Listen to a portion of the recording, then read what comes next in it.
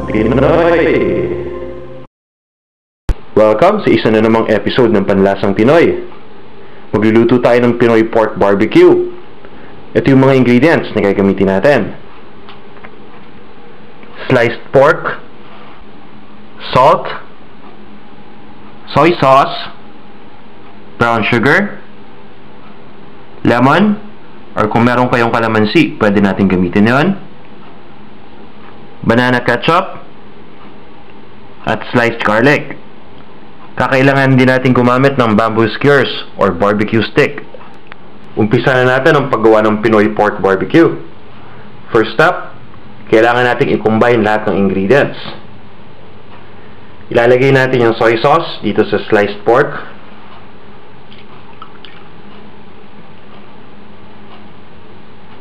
Then, ihalo na natin yung garlic, yung brown sugar, salt, banana ketchup, at squeeze na rin natin dito yung lemon. Hahaluin lang natin ito mabuti.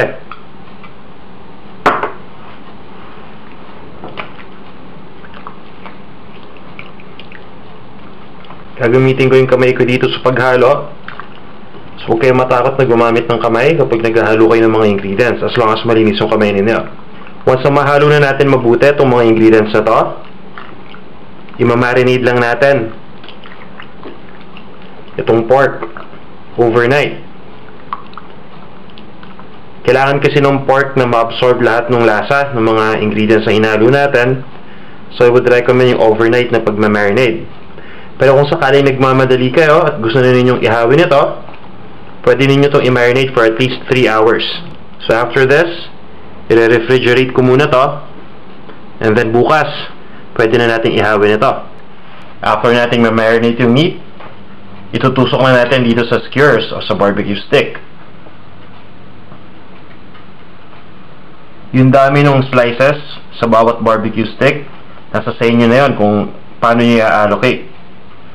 Kung sa pang-pamilya lang ang gamit nito, mas maganda syempre generous amount. So it's up to you. Tsaka, mas maganda sana kung hindi natin ini-stretch yung bawat meat na nilalagay para maganda ring tingnan. Usually kasi kapag yung iba gumagawa ng barbecue, yung meat naka-stretch, yung kumbaga nakaganyan lang. Maganda bigyan natin ng konting curve para naman mas marami yung malalagay natin.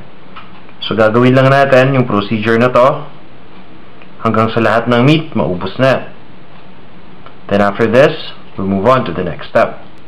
After nating ma-skewer or matuhog yung meat, pwede na natin itong iihaw. Kung mapapansin niyo, may natira pa dun sa marinade na ginamit natin kanina. Ito yung ginagawa kong basting sauce o yung pangpunas habang iniihaw. Dinadagdagan ko lang to ng ketchup para mas maging thick, konting soy sauce, and some cooking oil. And then, we're good to go. At this point, iihawin na natin to, and after ihawin, pwede na natin itong iserve.